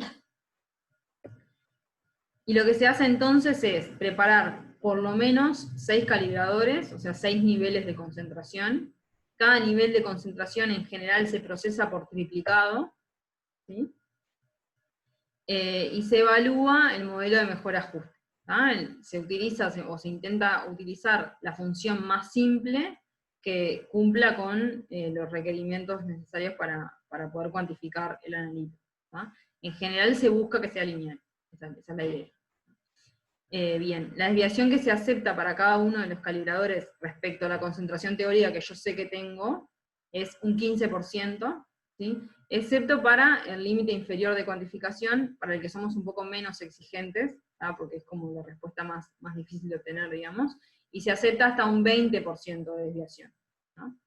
Cuando uno construye una curva de calibración, lo que va a necesitar es que por lo menos el 75% de los estándares que se procesaron estén dentro de especificación. Entonces, por ejemplo, imagínense que ustedes tienen 6 niveles por triplicado, uno va a pedir que de esas 18 muestras, el 75% de esas muestras esté dentro de especificación, porque si no estoy construyendo una curva con pocos puntos, ¿ah? Y si al fin y al cabo construyo una curva con, no sé, 5 de esos calibradores, ¿sí? Y me da perfecta, me da lineal, me da preciosa, pero tuve que sacar la mayoría de ellos, entonces no puedo decir que la respuesta es lineal, ¿sí? Entonces, no solo hay que ver el tema de la desviación, sino que hay que ver también cuántos de esas muestras yo pude utilizar para construir la curva, ¿no? Bien. Acá tienen que mínimo son 6 niveles por triplicado, pero van a ver, y lo van a ver en el ejemplo más adelante, que el límite de cuantificación superior y el límite de cuantificación inferior se hace por sextuplicado en general. Esto es porque después sobre esos límites vamos a hacer también precisión y exactitud, y vamos a necesitar entonces más réplicas, ¿no? Bien, entonces en general uno lo que va a querer es que la respuesta sea lineal y por lo tanto va a tener una curva de este estilo. Fíjense que dice relación de áreas y no áreas, porque ya estamos asumiendo que estamos usando un estándar interno, ¿no? Entonces, la concentración la vamos a poder determinar multiplicando la relación de áreas que obtenemos por la pendiente de la curva más la ordenada, ¿sí? Entonces, para obtener esta curva, nosotros lo que hacemos es lo mismo que les mostré y que deben haber visto ya en otras clases, ¿sí? Para cuando hicimos la clase de los cálculos de disolución, se usa exactamente lo mismo. Ustedes saben cómo determinar por mínimos cuadrados una curva de este estilo, y se determina entonces una pendiente y una ordenada. Y lo que evaluamos es la significancia estadística de esta curva, ¿sí? Se determina que beta sea significativamente mayor que 0, entonces lo que se determina es la pendiente, y luego se hace un intervalo de confianza por esa pendiente, y se ve si es diferente de 0. Y para la ordenada del origen lo mismo. Idealmente uno esperaría que la respuesta sea lineal. ¿Qué quiere decir que sea lineal? Que pasa por 0, 0, además de que haya una proporción, una proporción lineal, ¿no? Uno espera también que la curva pase por 0, 0, eso quiere decir respuesta lineal, ¿no? Que quiere decir que pasa por 0, 0, con concentración 0, la relación de área es 0, que es lo que uno esperaría. Sin embargo, ¿no? No siempre cuando uno construye la curva, la ordenada da 0. Pero lo que se puede hacer es determinar un intervalo de confianza y ver si esa ordenada en el origen difiere o no de 0. Si no difiere de 0, entonces directamente lo que se hace es forzar la curva, y esto ya lo vimos en realidad en una de estas clases de cálculo, ¿no? Se fuerza la curva y se utiliza la curva que pasa por 0, 0. En el caso de que eso no pueda ser así, hay que evaluar por qué esa ordenada del origen es diferente de 0. ¿No?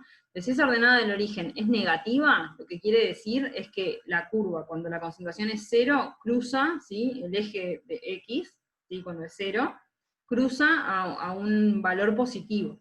Entonces, ¿qué quiere decir? Que cuando la concentración es 0, hay una relación de área positiva.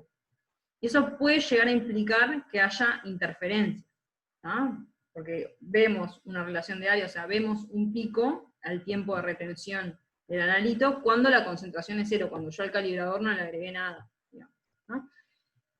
Entonces hay que evaluar si esa interferencia es admisible o no. Y la otra posibilidad es que la ordenada del origen sea mayor que 0. En general, cuando la ordenada del origen es positiva, lo que está mostrando es una dispersión de los calibradores. O sea, recuerden que nosotros hacemos más de una réplica, ¿sí? Por nivel de concentración. Y por lo tanto, esa curva puede moverse un poco si los calibradores, o sea, a un mismo nivel, si las distintas réplicas están muy dispersas entre sí, entonces puede ser que la ordenada del origen sea mayor que 0. ¿Ah? Que mueva un poco la curva y también quedando una ordenada mayor que 0. Eso se evalúa si es un problema o no. ¿Ah? Acá tienen un ejemplo de un procesamiento de una curva. ¿Ah? Este creo que es un ejemplo para nevirapina. En este caso ven que va del calibrador 1 al calibrador 7. ¿Ah? Ven que todos los calibradores se procesan por triplicado, excepto el límite de cuantificación inferior y el límite de cuantificación superior, que se hace por sextuplicado. ¿Ah? Esta columna muestra la concentración teórica calculada en base a lo que se agregó. ¿Sí? Esta es la relación de área porcentual respecto al estándar interno, ¿sí? Que se obtuvo por el método instrumental correspondiente, que en este caso es HPLC. ¿Ah?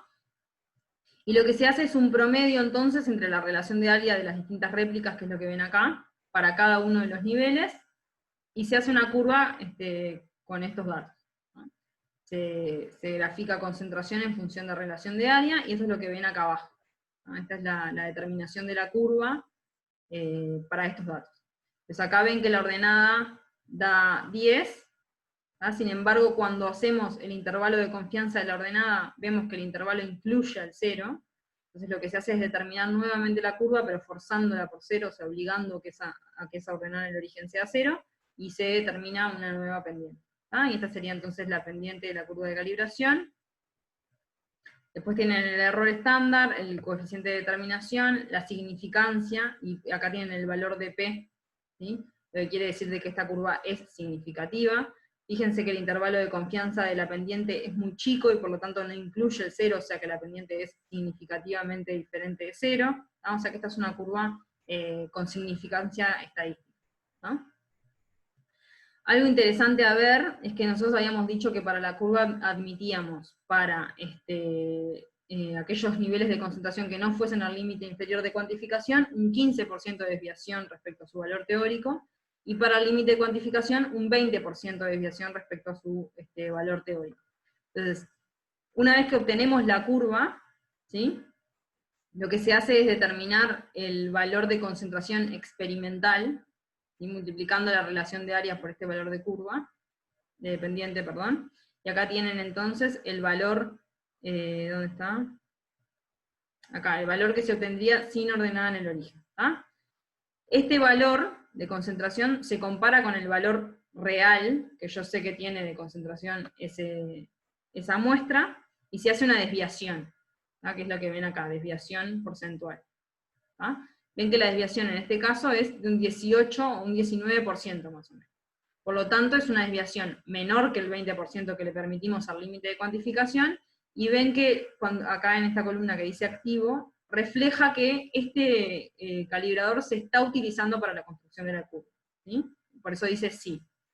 Eso quiere decir que, como la desviación está dentro de especificación, se utiliza este calibrador para la construcción de la curva. Sin embargo, para el siguiente, ven que la desviación es de un 22%. O sea, está por encima del 20% que nosotros le permitíamos. Y por lo tanto, el estatus es no. Esto quiere decir que no se está utilizando esta réplica para la construcción de la curva.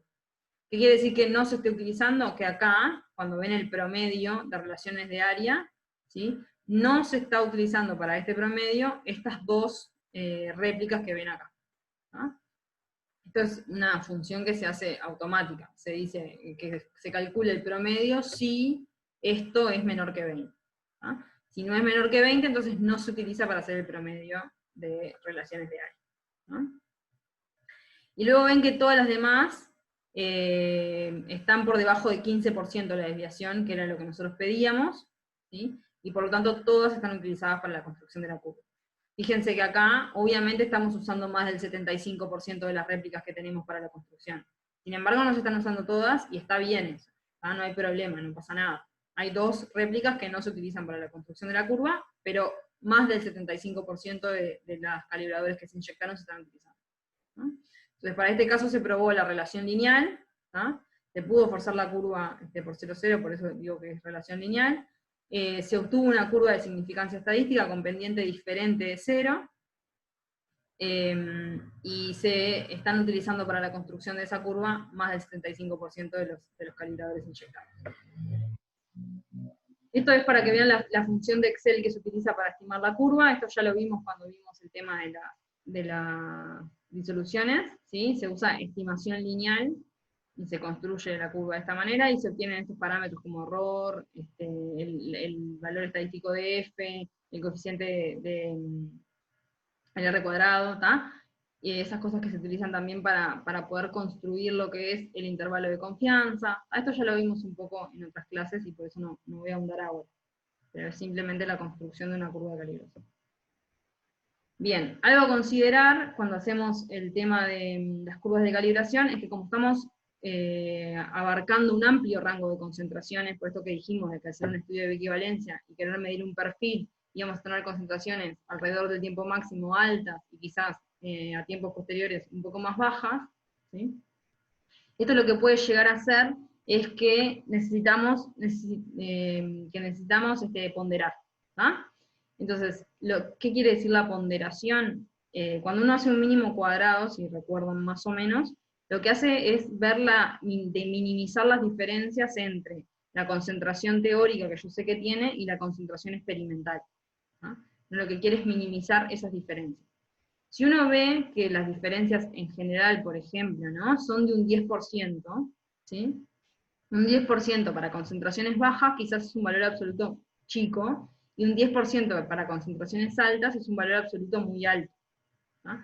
Entonces, cuando se ajustan mal los calibradores de concentraciones altas, ¿sí?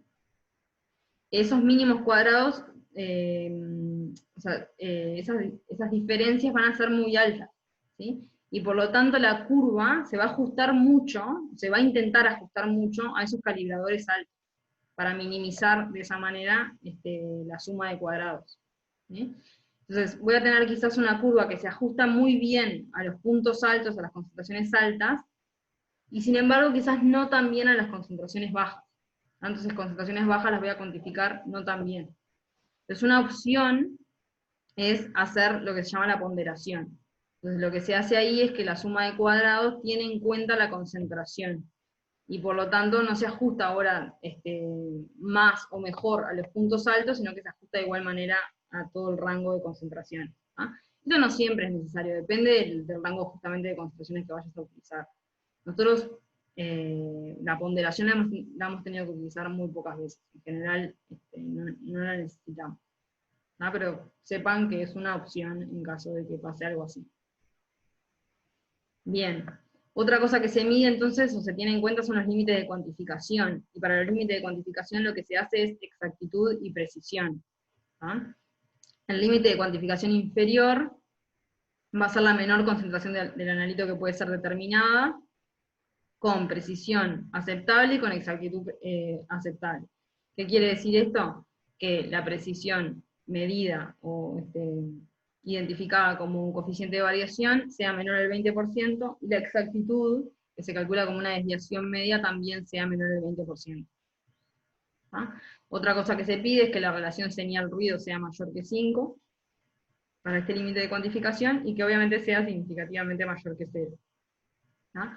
Luego también vamos a tener el límite superior de cuantificación, que de nuevo se determina lo mismo, tanto exactitud como precisión, pero en este caso obviamente las especificaciones van a ser un poco menos exigentes, y ya se pide que sean menor al 15%, tanto el coeficiente de variación como la desviación media.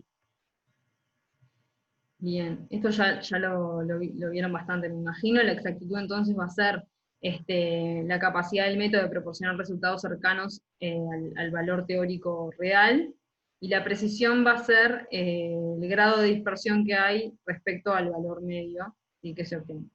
Entonces, por lo tanto, vamos a tener que tener distintas o varias réplicas de esos niveles para poder hacer el cálculo de exactitud y precisión. Precisión no solo se mide para los límites de cuantificación inferior y superior, sino que también se determina la precisión interdía, ¿tá?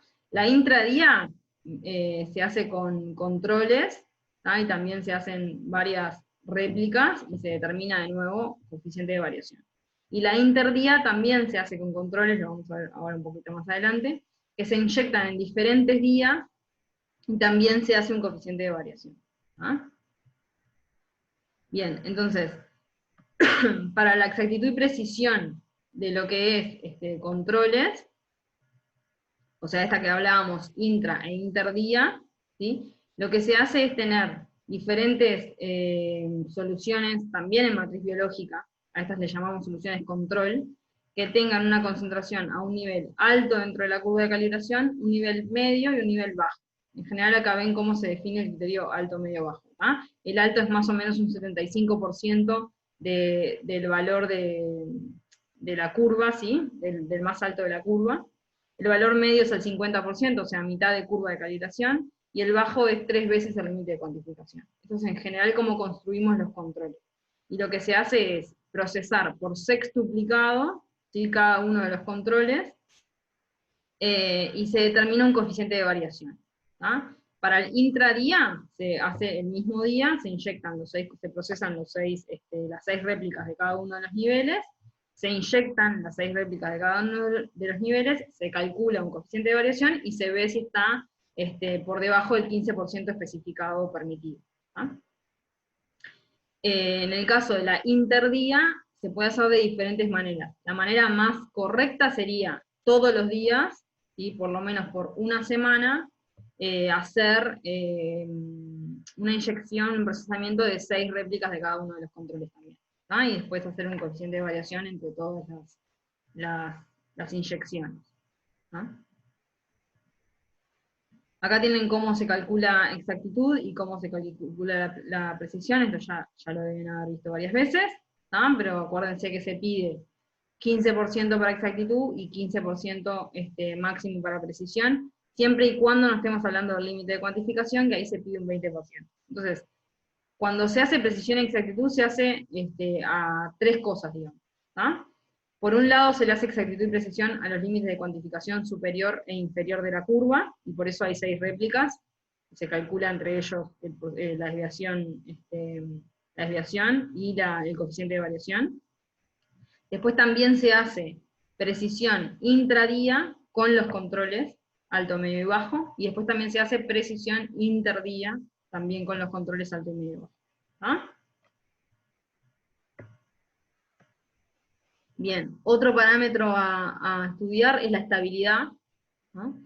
La estabilidad en este caso se va a hacer tanto a soluciones de stock, ¿sí? O sea, soluciones en solvente, por ejemplo, en metanol, ¿sí? Las soluciones que se utilizan para cargar la matriz biológica, por ejemplo, ¿sí? Y también se va a hacer sobre analitos en la matriz biológica, justamente. Imagínense que cuando nosotros tenemos que hacer calibradores, que les dije que se hacían sobre la matriz biológica, ¿no? Obviamente uno no va a agregar el polvo del estándar a la matriz biológica. Uno lo que hace es pesar el estándar, preparar una solución en un solvente adecuado, como metanol o agua, depende de la solubilidad del analito, ¿sí? Y luego con esa solución cargar la matriz biológica que se va a utilizar para hacer el calibrado. Entonces, la estabilidad se tiene que probar no solo sobre la matriz biológica, sino también en estas soluciones de stock que se utilizan para cargar. Bueno, si nosotros tuviésemos que descartar todas las veces las soluciones de stock que se preparan, se gastaría mucho estándar. ¿Sí? Entonces, estas soluciones de stock se guardan y se utilizan para cargar nuevo plasma más adelante. ¿Sí? Entonces, la estabilidad en soluciones de stock del analito y del estándar interno también se hace. ¿Sí? Se prueba bajo diferentes condiciones de almacenamiento. Obviamente la estabilidad no va a depender solo del analito, no solo va a depender también de la matriz biológica, sino que obviamente va a depender de las condiciones de almacenamiento. Entonces, si se guarda en la heladera, se hace estabilidad con el guardado almacenamiento en heladera; si se guarda en freezer, se hace la estabilidad con el almacenamiento en freezer, se ve. Entonces, se hace estabilidad a temperatura ambiente durante unas ciertas horas, ¿sí? Que serían las horas que implicaría un procesamiento, por ejemplo, ¿sí? Por lo tanto yo la voy a tener a esa temperatura la solución los días del procesamiento. También se hace a corto plazo en las condiciones de almacenamiento y a largo plazo en las condiciones de almacenamiento. La idea de la estabilidad es cubrir el rango de concentraciones con el que se trabaja, entonces se hace estabilidad sobre la solución menos concentrada que utilice y sobre la solución más concentrada que utilice. ¿Sí? Y como estamos hablando de una solución stock, es un poco más exigente con la estabilidad, ¿sí? Por lo tanto la desviación que se acepta es máximo un 5%. También dijimos que se hacía entonces, obviamente, estabilidad sobre la matriz biológica misma, De nuevo se tiene que hacer estabilidad sobre diferentes niveles de concentración, y se utilizan entonces también controles para para evaluar la estabilidad, el control alto, el control medio y el control bajo.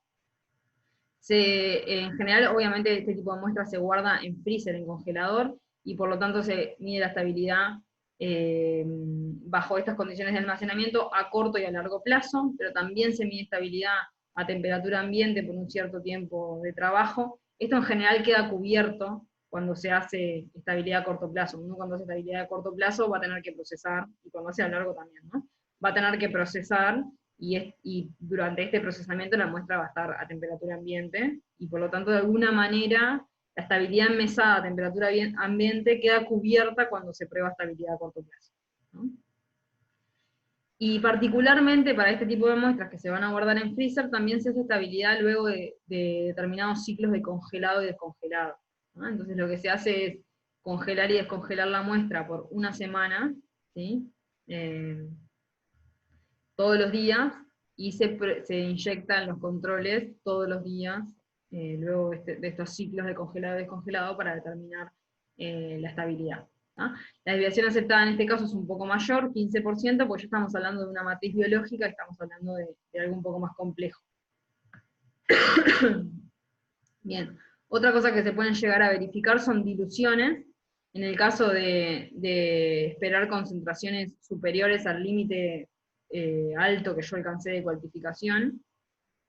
Por ejemplo, muchas veces nos ha pasado a nosotros que en orina, ¿sí?, tenemos concentraciones muy altas y nuestra curva de calibración no las preveía, ¿ah? Entonces, siempre es bueno o es interesante tener también validado un proceso de dilución, ¿ah?, para adelantarse a este tipo de problemas que pueden llegar a surgir, ¿sí?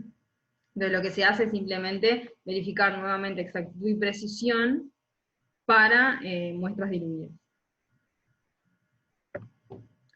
Bien, y por último, otro de los parámetros que podemos medir es robustez. La robustez es la prueba de que determinados cambios en el procedimiento analítico, ¿sí?, tanto en la cromatografía como en el procesamiento de la muestra, no tienen impacto significativo en la cuantificación. Entonces, por ejemplo, se puede hacer un cambio de equipo, de HPLC, y determinar si el cambio de HPLC impacta sobre la cuantificación. O por ejemplo, se puede hacer un cambio en el volumen de extracción, o otras cosas que ahí tienen, por ejemplo, puestas. Pero nosotros lo que hacemos mucho es lo del equipo, ¿no? Nosotros acá en el CBOE tenemos 3 HPLC, y bueno, un equipo puede romperse o puede pasar algo que no permita la cuantificación en el equipo donde se validó. Entonces lo que nosotros hacemos mucho es robustez en cuanto a cambio de HPLC. Y lo que se hace es evaluar una linealidad, una curva de calibración en otro equipo, ¿no? Y de esta manera entonces uno durante la validación ya se asegura de que si hay algún problema en el equipo puede cambiar a otro y no va a tener que hacer una nueva validación, ¿sí? Bien, las validaciones pueden ser totales o pueden ser parciales. Las parciales en realidad se hacen, por ejemplo, cuando se hacen cambios menores, esto que hablábamos recién, entonces quizás no haces la validación completa, ¿no? Porque, por ejemplo, por cambiar el equipo no vas a hacer nuevamente la determinación de estabilidad, ¿no? No tendría ningún sentido. Entonces, parcial implica que se evalúan algunos de los parámetros que vimos, no todos, ¿no? O no vas a hacer recuperación, no tiene sentido. Entonces lo que haces quizás es linealidad, lo que haces quizás es exactitud y precisión, ¿ah? Se evalúan algunos de los parámetros según el cambio que se haya hecho. Entonces una validación total, en ese caso sí se tienen que evaluar todos los parámetros, ¿sí? Entonces, ¿cuándo se hace una validación total? Por ejemplo, cuando se cambia la matriz biológica, o cuando tenemos diferentes matrices biológicas, ¿sí? En el caso de metadona que yo les mostraba, que teníamos matrices biológicas plasma, orina y saliva, tuvimos que hacer una validación para el método de determinación en cada uno de esos fluidos, porque la extracción desde orina no era igual que la extracción desde plasma, y no era igual que la extracción desde saliva, y tampoco lo eran los métodos cromatográficos de determinación, si las fases móviles no eran iguales, los tiempos de corrida no eran iguales, etcétera, etcétera. Entonces, para cada una de las matrices biológicas tuvimos que hacer una validación. Acá en las diapositivas siguientes tienen una comparación entre las exigencias de distintos entes y lo que hacemos nosotros en el CBIOBE para evaluar los distintos parámetros que vimos recién. Esto lo pueden leer ustedes, no voy a andar yo ahora.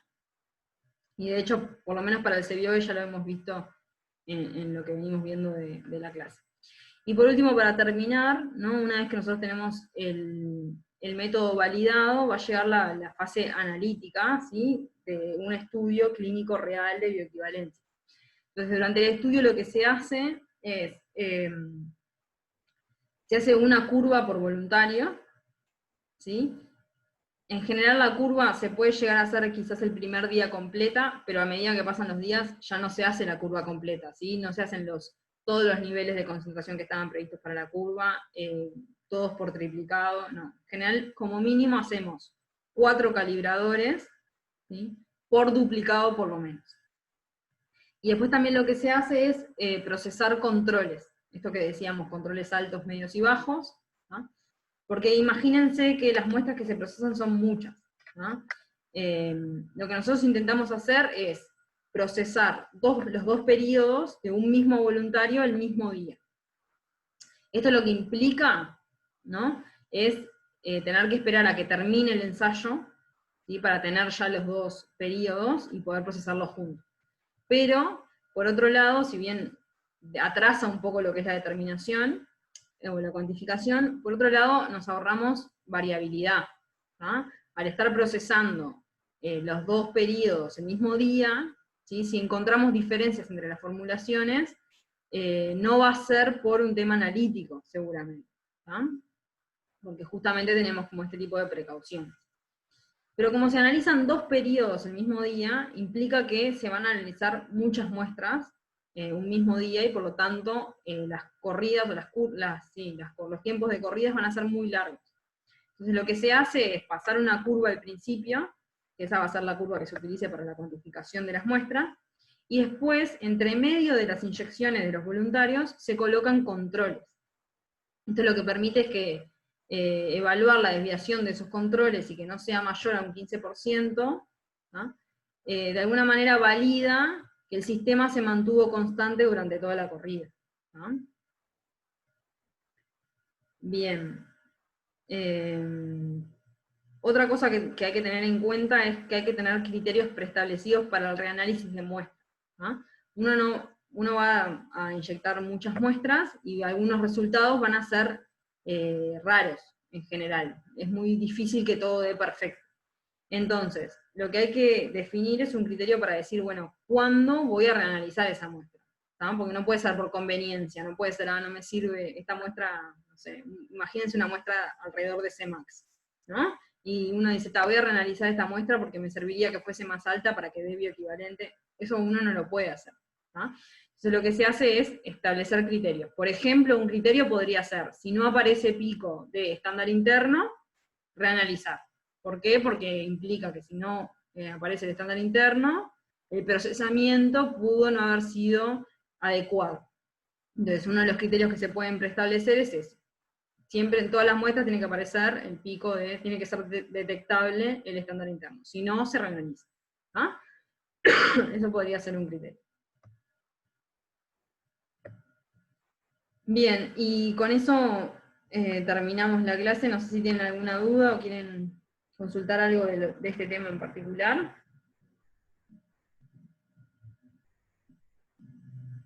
Asumo que no. Manu les avisará, me imagino por el aula, si llega a poder poner el link de nuevo ese para la evaluación. Pero bueno, en cuanto al parcial, esta es la última clase en realidad, chiquilines. El parcial, la idea es ponerlo el segundo viernes de la semana de parciales, como el primer parcial, y la modalidad seguramente sea igual que la del primer parcial, sí, por Zoom, todos conectados, todos cámara abierta, todos micrófono abierto, una propuesta de preguntas abiertas que luego le saquen una foto y la mandan. Pero en principio va a ser eso, después Manu les avisará por el aula. Bueno, con eso terminamos. Si no tienen ninguna duda. Bien, asumo que no. Nos vemos en el parcial. Gracias, hasta luego. Chao. Chao, gracias. Chao.